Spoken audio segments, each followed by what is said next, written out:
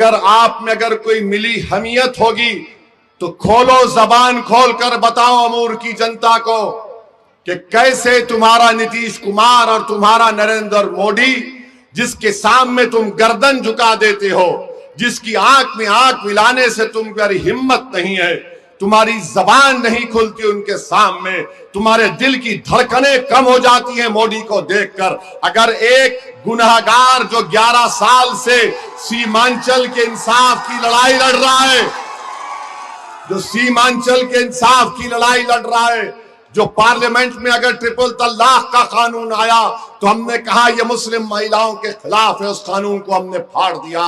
CAA का कानून आया तो कहा संविधान के खिलाफ है, मजहब की बुनियाद पर कानून नहीं बन सकता, हमने उस कानून को फाड़ दिया।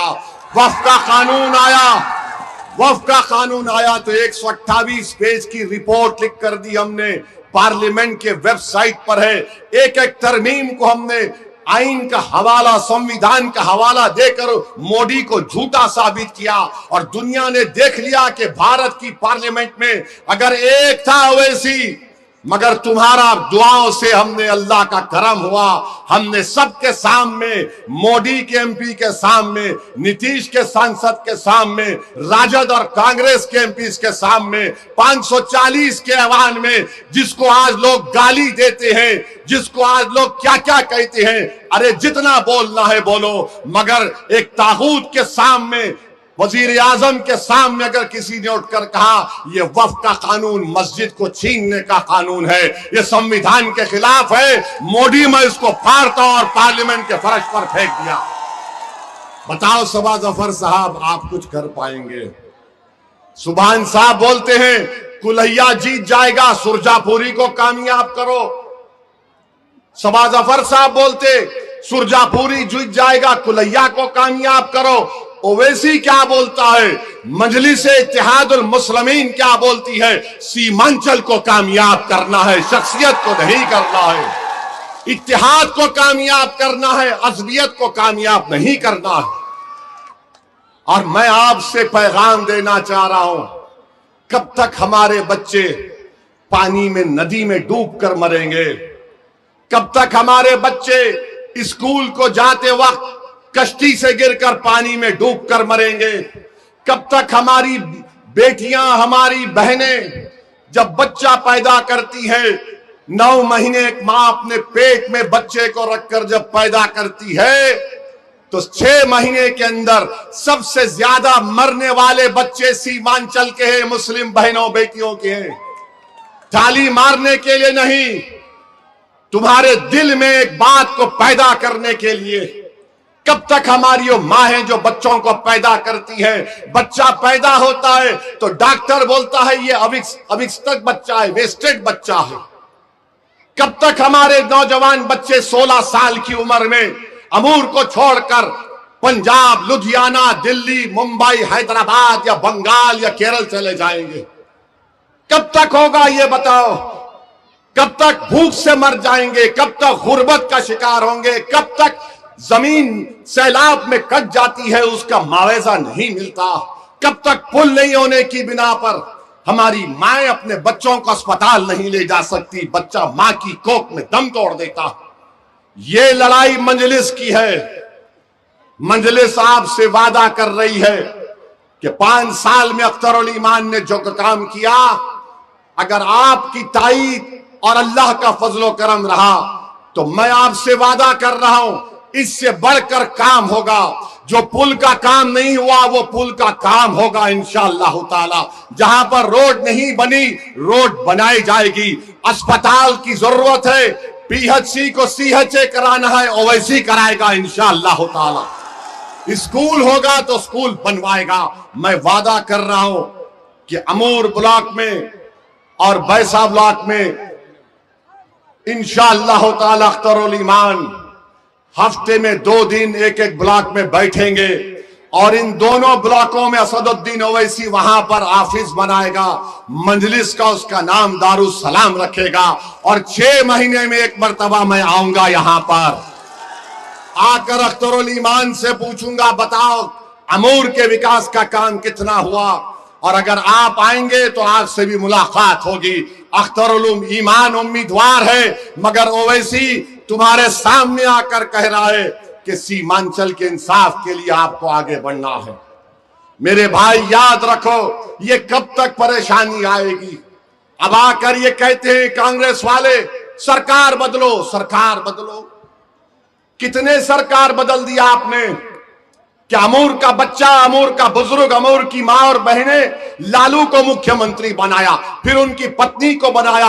अब लालू बोल रहे मेरे बेटे को बनाओ, बेटा बोलेगा मेरे औलाद को बनाओ, औलाद बोलेगा मेरी परपोते औलाद को बना दो। क्या तुम इसलिए पैदा हुए हो? फिर तुम्हारा वोट एक गरीब के लिए सबसे बड़ी ताकत उसका वोट होता है।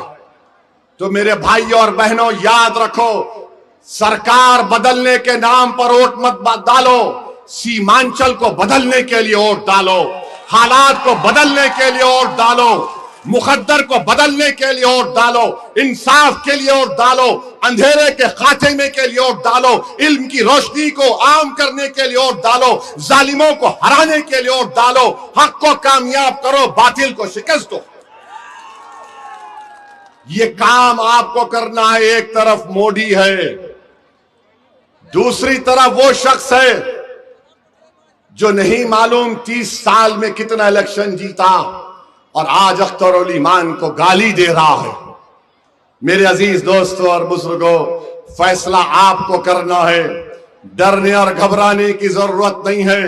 मैं तो अमूर की जनता से कह रहा हूं, एक पहाड़ की तरह बन जाओ आप, एक पहाड़ की तरह बन जाओ आप। और अगर कोई बातिल ताकत जो तुम्हारे इत्तेहाद और सीमांचल का दुश्मन है, अगर वो हवाएं भी आएंगी तो हवाएं तुम्हारे पहाड़ से टकराकर तुम्हारे अज़म और हौसले को कमजोर नहीं कर पाएगी। ऐ अमूर की जनता, मस्तान और सबा जफर के इनके जहरीले पैगाम का शिकार मत हो। जो मोदी को कामयाब करना चाहते हैं, जो अपने आप को कामयाब करना चाहते हैं मस्तान साहब, मगर सीमांचल की जनता को कामयाब नहीं करना चाहते। मैं आपसे अपील कर रहा हूं, तुम मिट्टी की तरह मत बनो कि एक सैलाब आया और मिट्टी को बहाकर लेकर चला गया। तुम एक पहाड़ बन जाओ ताकि आने वाली नस्लें तुम पर फख्र करेंगी कि 2025 के विधानसभा में हमने मजलिस इत्तेहादुल मुस्लिमीन के हरे परचम को थामा था। हम एक पहाड़ बन गए और इन तमाम जालिमों से कह दिया कि अब ना इसमें बाढ़ आएगी, ना इसमें हमारा बच्चा मरेगा, ना स्कूल को बच्चा जाने से महरूम रहेगा, ना हमारी बेटियों को तालीम से कोई रोक सकेगा, ना हमारा 16 साल का बेटा भारत के कोने कोने में नहीं जाएगा। ये मकसद मजलिस का है, ये मकसद, ये ख्वाब लेकर मजलिस आगे बढ़ रही है। जितने लोग आते सिर्फ गाली देते हैं ओवैसी को। सबा जफर साहब गाली देते हैं। मस्जिद में नमाज पढ़ने गए तो बोलते नमाज पढ़ने कौन आया? सबा जफर साहब, क्या मस्जिद में जाने के लिए तुमसे पूछना पड़ेगा? क्या मस्जिद में नमाज पढ़ने से पहले तुमसे पूछना पड़ेगा? अल्लाह की बारगाह में सर्वसजूद होने के लिए तुमसे पूछना पड़ेगा? सुनो सबा जफर साहब, हमने अपनी गर्दनें कटा दी अल्लाह की बारगाह में सजदा करने के लिए। दुनिया की कोई ताकत मुझे रोक नहीं सकती मस्जिद में जाने से। और सबा जफर साहब, जाकर मोदी नीतीश को बोल दो, सीमांचल में हरा परचम अब लहराएगा इंशाअल्लाह ताला। ना यहां पर बीजेपी नीतीश का परचम होगा, ना कांग्रेस का होगा, ना राजद का होगा। परचम होगा तो सच्चाई का, हक का परचम, सीमांचल का परचम, वो मजलिस का परचम है। तो मेरे अजीज दोस्तों और बुजुर्गों, आपसे हम अपील कर रहे हैं कि अपने एक एक वोट का सही इस्तेमाल करिए। और हम आपको बता रहे हैं कि किसी शायर ने बड़ा अच्छा कहा था, उनका वो शेर याद आ रहा है, वो बोलकर अपनी बात को खत्म कर दूंगा। किसी शायर ने अच्छा कहा था। क्या कहा था उस शायर ने? उस शायर ने कहा था, किताब सादा रहेगी कब तक, किताब सादा रहेगी कब तक, कभी तो आगाज बाब होगा। जिन्होंने बस्ती उजाड़ डाली, ये मोदी नीतीश और कांग्रेस और राजद के लिए है, जिन्होंने बस्ती उजाड़ डाली, कभी तो उनका हिसाब होगा। वो दिन गए जब हम सितम को अदाए महबूब कह के चुप थे। उठेगी हम पर जो ईंट तो सीमांचल का जवाब उससे पतंग के ओट पर होगा। सुकूत सहरा में बसने वालों, जरा रुतों का मिजाज समझो। सबा जफर साहब, मस्तान साहब, सुकूत सहरा में बसने वालों, जरा रुतों का मिजाज समझो। जालिमों किस्मत पर नाज़ा ना हो, दौर बदलेगा, वक्त की बात है। मैं यकीन से ये कह रहा हूं कि सीमांचल में आज वो वक्त आ चुका है, इंशाअल्लाह ताला वो वक्त आ चुका है। और मेरे अजीज दोस्तों और बुजुर्गों, मैं आपको बता रहा हूं, ये दोनों गुरूर और तकब्बुर में डूब कर इस तरह की बात कर रहे हैं, तो मैं इन दोनों से कह रहा हूं, मोदी नीतीश कुमार से, कांग्रेस और राजद से कहूंगा, फिरौन है तो मूसा आएगा, फिरौन है तो मूसा आएगा, नमरूद है तो इब्राहिम आएगा, यजीद है तो हुसैन आएगा, अगर कोई बादशाह है तो मुजद्दिद अल्फसानी आएगा, अगर कोई जालिम है तो टीपू सुल्तान आएगा, अगर अंधेरा है तो रोशनी आएगी, अगर झूठ है तो सच आएगा, अगर बातिल है तो हक आएगा। और सबा जफर, मस्तान साहब सुन लो, तुम दोनों के लिए कह रहा हूं कि अख्तरुल ईमान जीतेगा, पतंग छाप जीतेगा इंशाअल्लाह ताला। तो मेरे अजीज दोस्तों और बुजुर्गों, 11 तारीख को क्या होगा? 11 तारीख को क्या होगा? जिन्होंने हमारे बच्चों को पानी में डूबता हुआ देखा और कुछ नहीं किया, तो तुम किसका परचम उठाओगे? जिन्होंने हमको भूख से मार दिया, तुम उनका क्या जवाब दोगे? जो हमारी माओं के सामने उनका बच्चा सिसक सिसक कर मर गया, जिन जालिमों ने अस्पताल और पुल रोड नहीं बनाया, आपको पतंग छाप को वोट देना है।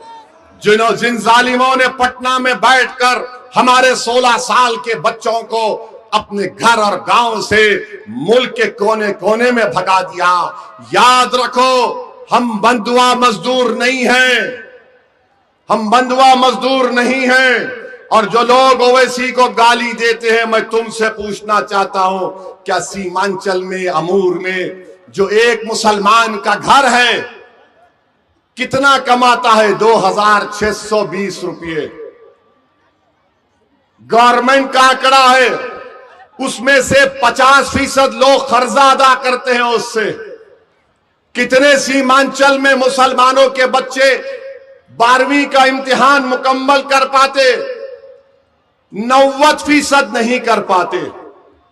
मैं आपसे वादा कर रहा हूं कि इनको इंशाअल्लाह ताला, इन बच्चों को 12वीं और इंटरमीडिएट भी मुकम्मल मजलिस इत्तेहादुल मुस्लिमीन करवाएगी पूरे सीमांचल में। मैं आपसे वादा कर रहा हूं कि इंटरमीडिएट तालीम मुकम्मल पर नहीं रुकेंगे। हमारा बच्चा साइंटिस्ट बनेगा इंशाअल्लाह ताला, ताकि वो ये देख सके कि आखिर क्या वजह है कि जमीन के नीचे जो पानी है उसमें यूरेनियम आर्सेनिक क्यों आ रहा है।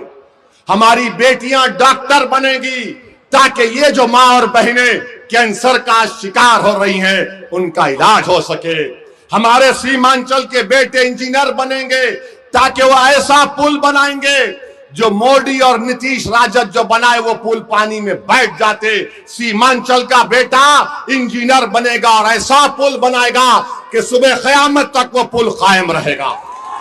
ये हम आपसे वादा करके जा रहे हैं। मैं आपसे सिर्फ यही अपील कर रहा हूं, एक तूफान की तरह उठ जाओ, एक सैलाब की तरह उठ जाओ और बता दो इन बातिल ताकतों को कि अज़बियत का शिकार नहीं होंगे। अमूर में आज ओवैसी तुम्हारे दरमियान में खड़े होकर मैं तुम्हारे सामने हाथ फैलाकर सीमांचल के लिए, अपने लिए नहीं, अख्तर के ईमान के लिए नहीं, सीमांचल के लिए मैं तुमसे हाथ मांग रहा हूं, वोट मांग रहा हूं। मेरे भाई, मैं हर एक की बात को बर्दाश्त किया, सबने मुझे गाली दी, कोई फर्क नहीं पड़ता, मगर अल्लाह ने मुझे जो मुकाम दिया है ये उसका करम है। मैं यही चाहता हूं कि अल्लाह ने मुझे काबिल बनाया। मैं लंदन को जाकर, लंदन में 5 साल रहा, कभी हैदराबाद को वापस नहीं आया। कई दुकानों पर मैं काम करता था, होटलों में काम करता था मैं, और मुझे उसका कोई गम नहीं है, बल्कि अल्लाह का करम था। कॉलेज की लाइब्रेरी में रात रात भर काम करता था मैं, और अल्लाह ने मुझे पढ़ाया, लिखाया, काबिल बनाया। तो मैं ये समझता हूं कि मैं मखरूज हूं। मैं ये समझता हूं कि जो अल्लाह ने मुझे नेमतों से नवाजा, अगर मेरी बैरिस्ट्री की डिग्री किसी गरीब को इंसाफ नहीं दिला सकती तो फिर मेरी काबिलियत कोई माने नहीं रखती। अगर मेरी काबिलियत, मेरी पढ़ाई लिखाई गरीब के बच्चे को तालीम मुकम्मल नहीं करवा सकती तो फिर क्या फायदा इस तालीम का। अगर मेरी डिग्री पार्लियामेंट में खड़े होकर वक्त के फिरौनों के सामने हुसैन का परचम नहीं उठाया तो फिर क्या फायदा है जिंदगी का। तो मेरे अजीज दोस्तों और बुजुर्गों, 11 तारीख के दिन इत्तेहाद को कामयाब करना, सीमांचल की मुकद्दर को बदलना है। सरकार बदल, हम कितने सरकारों को बदल दिए। क्या 2005 में नीतीशवा को हमने बनाया था मुख्यमंत्री? हमने बनाया था। बताओ, इसका कोई जवाब नहीं दे पाएंगे। बहरहाल 11 तारीख को इंशाअल्लाह ताला पतंग के निशान पर बटन दबाइए और सुन लो जालिमों, सुन लो मोदी, नीतीश कुमार, कांग्रेस और राजद वालों, अब सीमांचल के घर घर में पतंग छाप पहुंच चुकी है। सीमांचल के दिल की धड़कन पतंग छाप बन चुकी है। अब सीमांचल का बच्चा बच्चा कह रहा है कि मैं ओवैसी से बड़ा लीडर बनूंगा इंशाअल्लाह ताला। सीमांचल की बेटियां कह रही है कि ओवैसी से बेहतर हम डॉक्टर, इंजीनियर बनेंगे, लीडर बनेंगे और बनेंगे इंशाअल्लाह ताला। मेरी अल्लाह से दुआ है कि मेरी आंख बंद होने से पहले अल्लाह मुझे इन तमाम चीजों को दिखा दे। और याद रखो सबा जफर मस्तान साहब, तुमने यहां की अमूल की जनता को बेचैन कर दिया, मैं तुम्हारे चैन को गारत करूंगा इंशाअल्लाह ताला। हम उस वक्त तक चैन से नहीं बैठेंगे जब तक सीमांचल से इंसाफ नहीं होगा।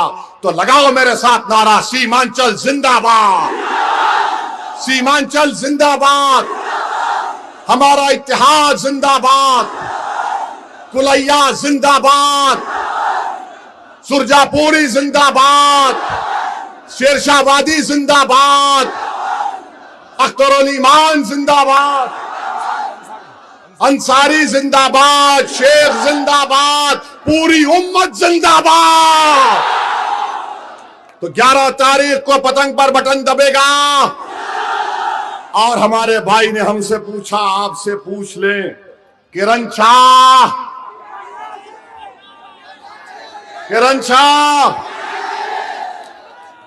दुआ करी है, वोट दी है, पतंग छाप को वोट पड़ेगा ना मेरे भाई। हम इस उम्मीद पे जाएं कि 15 तारीख को यहां जाएं, आपके हाथ से मिठाई खा ले, हम सीमांचल को इंसाफ पर हम मिलकर लड़ाएंगे भाई। जिंदगी भर लड़ते रहेंगे, कुछ काम नहीं है, कुछ काम नहीं है हमको। और जो हमारे को गाली दे रहे हैं मस्तान साहब, 14 तारीख के बाद मैं आपके घर को आके मिलूंगा इंशाअल्लाह ताला। एक बेटे के तौर पर मस्तान साहब मैं आऊंगा आपके पास। हम आपको भी दावत दे रहे मस्तान साहब, आप, अल्लाह आपको सेहत दे, आप आ जाइए सीमांचल के बच्चों के लिए मजलिस में शामिल हो जाइए। सबा जफर साहब, आप कब तक मोदी का परचम उठाएंगे? कभी हक का परचम उठा लो सबा जफर। आओ सबा जफर, तुम छोड़कर आ जाओ मोदी को, ये गुनाहगार तुमको अपने गोद में उठाने को तैयार है। तो मेरे अजीज दोस्तों और बुजुर्गों, मंजलिस को कामयाब करिए। हमको एक और 2 जगह पर जाना है। अस्सलाम वालेकुम।